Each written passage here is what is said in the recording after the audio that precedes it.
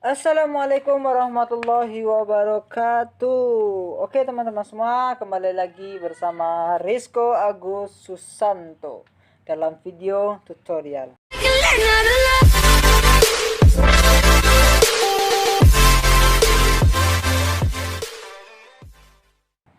Baik, kali ini kita akan masuk ke part 3 setelah video part 1 dan part 2 kemarin. Kita juga membahas tentang program. Nah, ini selanjutnya adalah part 3-nya, yaitu program yang akan kita bahas itu metode shell sort. Nah, mungkin teman-teman yang belum subscribe, silahkan di subscribe dulu channel ini, karena subscribe itu gratis. Saya hitung dari 1 sampai 100. 1, 2, 3, 100. Oke teman-teman, terima kasih yang sudah subscribe. Yang belum di like, komen juga boleh di like, komen, and share ke teman-temannya. Semoga channel ini ada manfaatnya, ada bermanfaat untuk kita semua. Oke, sebelum kita masuk ke program, sama seperti part 1 dan part 2, kita memakai aplikasi DevC++. Karena di aplikasi DevC++ ini dalam bahasa C itu lebih mudah untuk pengoperasiannya gitu. Recommended lah untuk teman-teman yang menggunakan bahasa C gitu. Nah, langsung masuk ke program shell sort. Itu program shell sort ini merupakan sama seperti part 2, itu metode pengurutan. Nah, juga tapi metode shell sort ini lebih ada keunggulan lebih dari metode yang kemarin, itu ada metode selection sort dan bubble sort. Di metode shell sort ini kita membagi deret data itu menjadi 2 bagian gitu. Nah, jadi di masing-masing bagian itu kita nanti kita urutkan menggunakan bubble sort. Nah, jadi itulah sedikit pemahaman tentang shell sort ini. Untuk langsung aja masuk ke program untuk penjelasan lebih lanjut tentang hasil codingnya. Saya sudah siapkan programnya ini. Kenapa saya ketik sebelum buat video? Karena dalam pengetikan program itu agak lama, jadi agak makan waktu. Langsung jadi saya ketik sebelum membuat video. Kita copy paste. Oke. Nah, ini hasil program yang akan kita buat hari ini. Nah, saya akan menjelaskan sedikit tentang program shell sort ini. Nah, ini untuk header.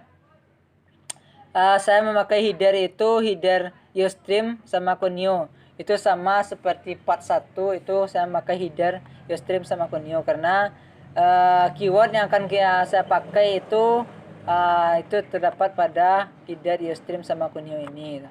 Contohnya con ini terdapat pada Ustream. Dan untuk Conio nanti ada saya pakai mana? Ini gets. Nah, ini hanya terdapat pada Conio saja. Nah, ini header Conio. Nah, jadi makanya saya memakai Conio, salah satu headernya. Oke, penjelasan program.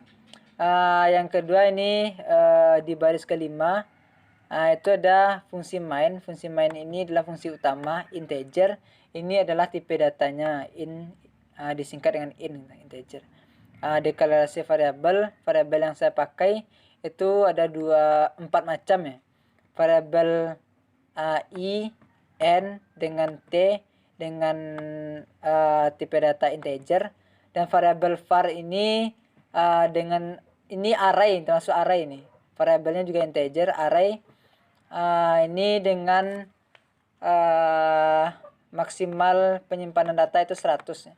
Jadi kalau misalnya data itu kita dibuat 100, ini saya buat 100 karena lebih mengambil aman saja, atau mungkin datanya lebih banyak kita buat, makanya saya buat penyimpanannya 100. Itu maksimalnya 100 ini. Jadi kalau minimalnya terserah, satu pun data boleh. Tapi kalau misalnya lebih dari 100, itu maka datanya akan tidak terbaca lagi. Datanya terbaca cuma 100 data. Paling banyak. Nah, untuk inputnya itu ada pertama con ini nanti akan ditampilkan. Yang pertama pengurutan kenetrakan metode shell sort. Ini akan ditampilkan seperti apa yang kita buat di sini. nanti akan ditampilkan juga seperti ini di layar nanti. Nah, yang selanjutnya dalam inputnya itu ada for. For ini adalah pengulangan.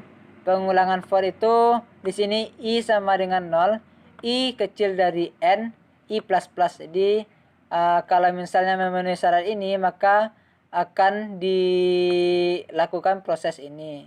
Nah, yang dilakukan proses ini.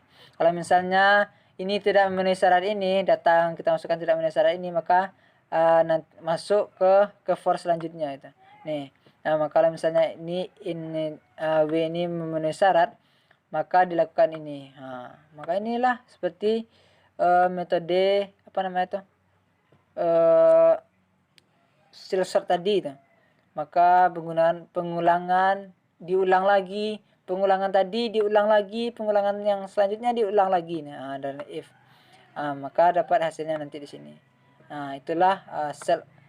Jadi ibaratnya shot bubble dalam bubble. Itu dengan sel.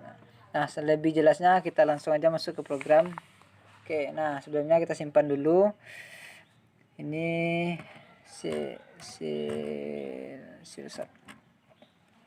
short. Kita save. Oke, nah hasil dari coding kita akan tampil seperti ini. Nah, ini sesuai dengan tadi yang pengurutan kenaikan metode cell sort. Nah, ini ada juga pengurutan. Nah, ini kan disampaikan sama kan. Dengan slash t ini fungsinya satu tab. Jadi kalau kita kasih satu slash t, di sini kan ada slash t. Nah, jadi dia satu tab. Jadi 3 tab nih. Nah, kalau slash n itu satu enter. Jadi kalau misalnya ada 3N berarti ada 3 enter, 3 kali enter nih ibaratnya program bawah. Jadi ini dengan ini ada 3 kali enter jaraknya nanti. Kalau slash T ini agak ke tengah nanti. Nah, jadi ini hasil program. Kita masukkan ya. Kita masukkan berapa data yang ingin kita urutkan, berapa buah data yang ingin kita urutkan. Misalnya 5 data. Oke, kita buat 5. Enter. Masukkan data yang pertama, data yang ke-1. Misalnya data ke-1-nya kita masukkan 5. Data keduanya 3. Data ketiganya 2. Data keempatnya 4. Data kelimanya 1. Nah, ini kan tidak berurut. Nah, maka hasilnya nanti dalam cell sort ini itu dah diurut-urutkan. Nah, data yang telah diurutkan dengan menekan cell sort ini seperti ini. Ada 1, 2, 3, 4, 5. Nah, ini sudah terurut. Sedangkan data 1, 2, 3 sama 5 itu tidak berurutan. Nah, kita urutkan dengan penggunaan cell sort. Nah, itu sedikit teman-teman. Semoga program yang kita buat dalam part 3 ini bermanfaat ya untuk teman-teman semua. Terima kasih yang sudah menonton. Semoga bermanfaat. Enjoy lah teman-teman. Dan juga yang menghabiskan waktu dah dalam menunggu berbuka puasa. Semua yang sedang berpuasa hari ini. Nah, semoga amal ibadah kita semuanya dalam puasa kali ini diterima Allah Subhanahu wa taala. Terima kasih. Wassalamualaikum warahmatullahi wabarakatuh.